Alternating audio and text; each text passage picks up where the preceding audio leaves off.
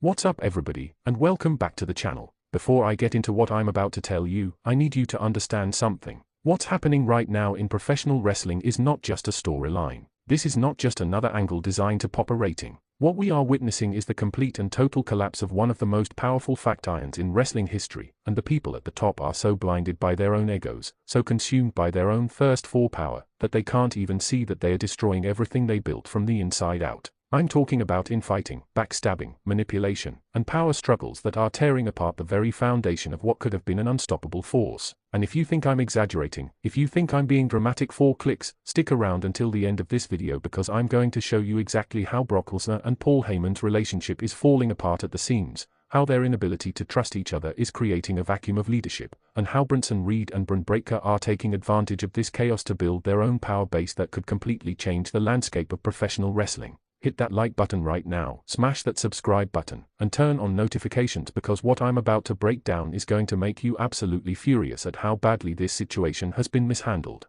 Let me start by painting the picture of where we are right now, because if you haven't been paying attention to every single detail of this story, you might not fully understand just how catastrophic this situation has become. The vision, the original plan, the grand design that was supposed to unite the most dominant forces in wrestling under one banner, is crumbling before our very eyes. And the reason it's crumbling isn't because of outside forces, it's not because other fact irons are attacking them, it's not because creative has turned on them. It's because the two people who should be leading this group, Brock Lesnar and Paul Heyman, can't get on the same page. They can't agree on anything. They can't trust each other. And that lack of trust, that fundamental breakdown in their relationship, is creating a leadership crisis that's destroying everything from within. Now, let's talk about Brock Lesnar for a second, because Brock is absolutely the root cause of a huge portion of these problems. Brock has always been a lone wolf. He's always operated on his own terms, done things his own way, answered to nobody. And that approach has worked for him throughout his entire career because Brock is such a dominant physical specimen, such an intimidating force,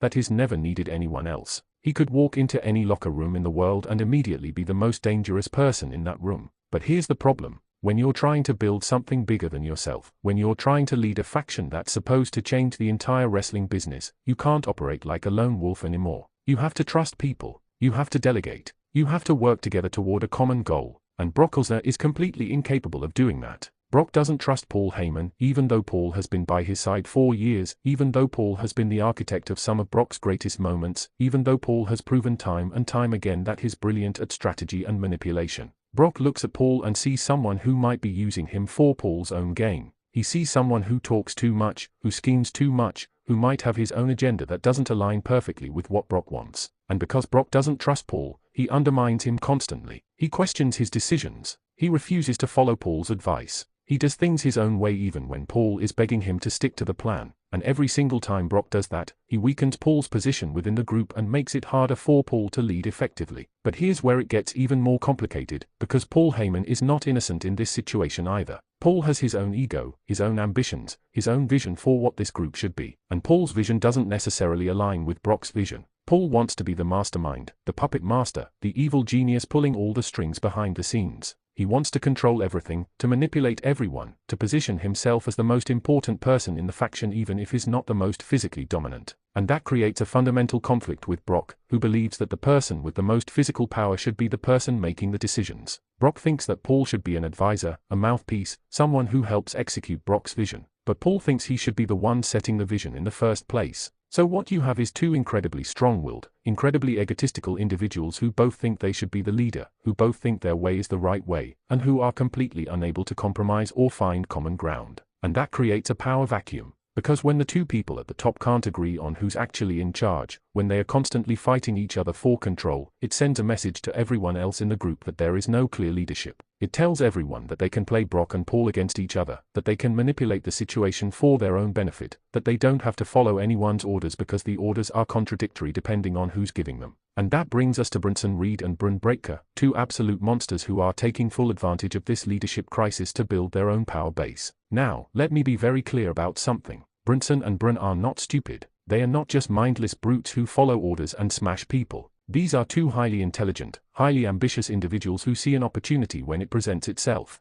They look at Brock and Paul fighting with each other, they see the dysfunction, they see the lack of clear leadership, and they realize that they can use this situation to their advantage. Instead of picking a side between Brock and Paul, instead of declaring loyalty to one or the other, they are forming their own alliance within the group. They are building their own power structure that operates independently of both Brock and Paul. Think about how genius this strategy actually is. Bronson Reed and Bron Breakker are positioning themselves as the future of the faction. They are the young guys, the up-and-comers, the ones with the longest careers still ahead of them. Brock is going to retire eventually. Paul is going to step back eventually. But Bronson and Bron, they're going to be around for the next 15, 20 years. And they know that. So instead of attaching themselves to leaders who might not even be around in a few years, they are building their own foundation, their own partnership, their own vision for what this group could become once the old guard is out of the way. They are playing the long game while Brock and Paul are so focused on their short-term power struggle that they don't even realize what's happening right under their noses. And here's what makes this even more dangerous for Brock and Paul.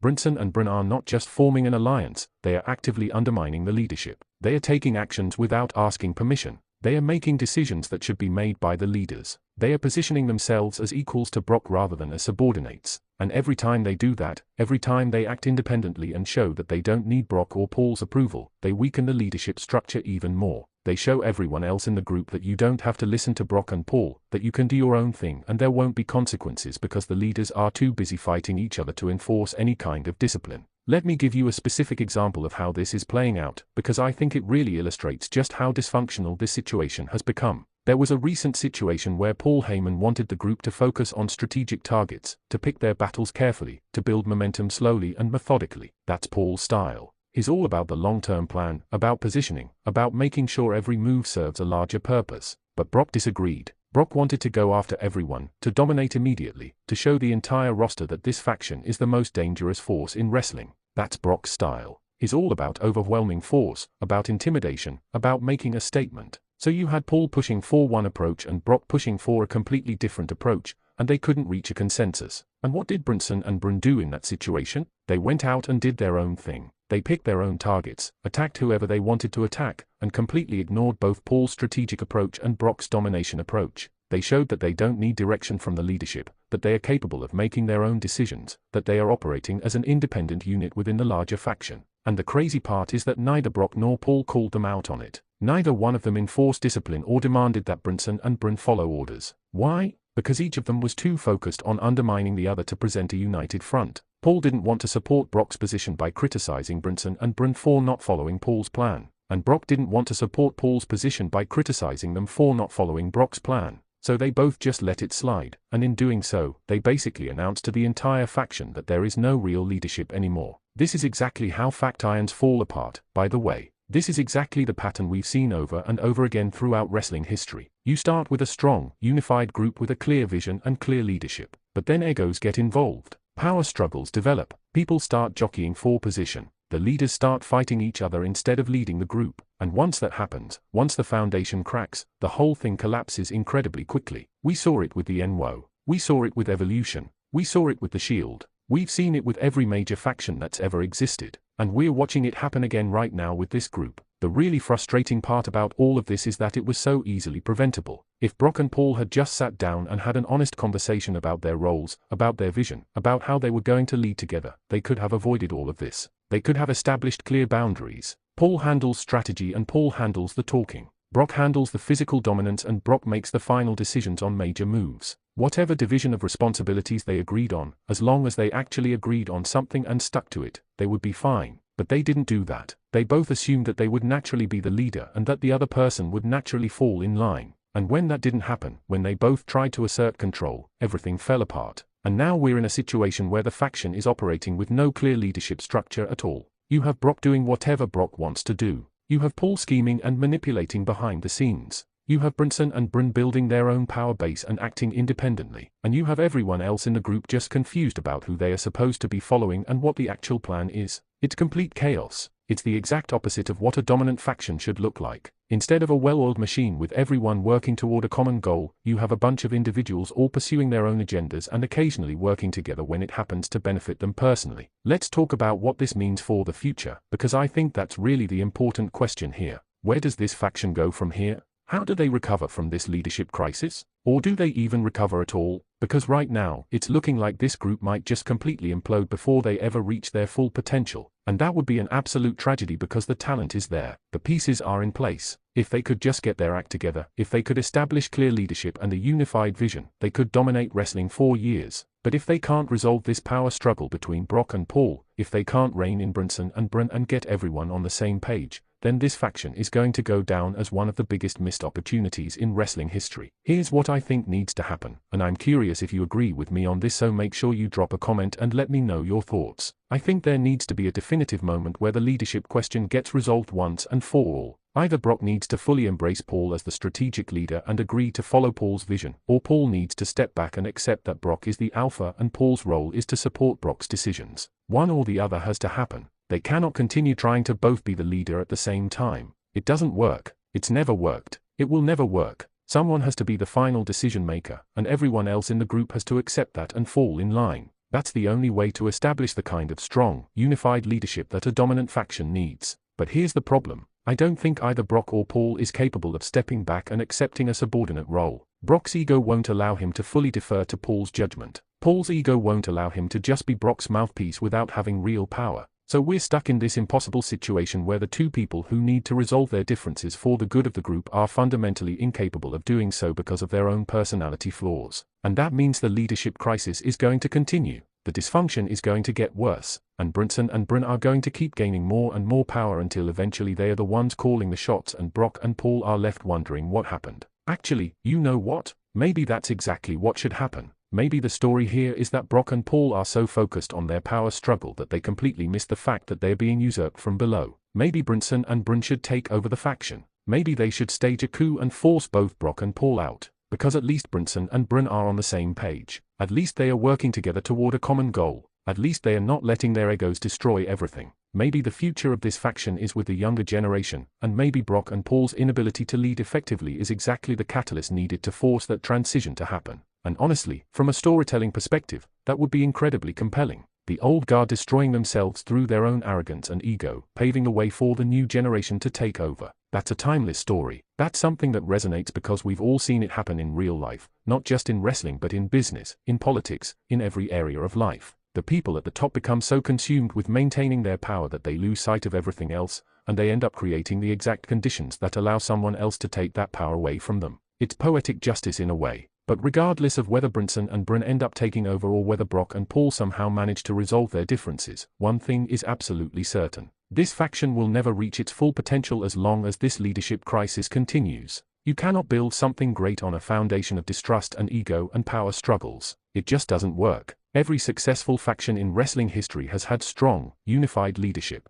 The Four Horsemen had Ric Flair, DX had Triple H and Shawn Michaels who actually worked together despite their egos. The NWO had Hogan before the power struggles tore them apart. Every single successful faction has had someone at the top who everyone else genuinely followed and respected. And this faction doesn't have that right now. They have two people who both think they should be that leader, and that fundamental disagreement is destroying everything. So what can we as fans do about this situation? Honestly, not much. We can watch it play out. We can talk about it, debate it, analyze it. We can hope that someone backstage realizes what a mess this has become and steps in to force some kind of resolution. But ultimately, this is something that has to be worked out between the characters involved. Brock has to decide if he's willing to trust Paul and work with him as a true partner. Paul has to decide if he's willing to accept not being the sole voice of authority. Brinson and Bryn have to decide whether they are going to remain loyal to the faction or whether they are going to strike out on their own. These are character decisions that will determine the future of this entire storyline. What I do know is that we're watching something incredibly rare right now. We're watching a faction implode in real time, and we're seeing exactly why it's imploding.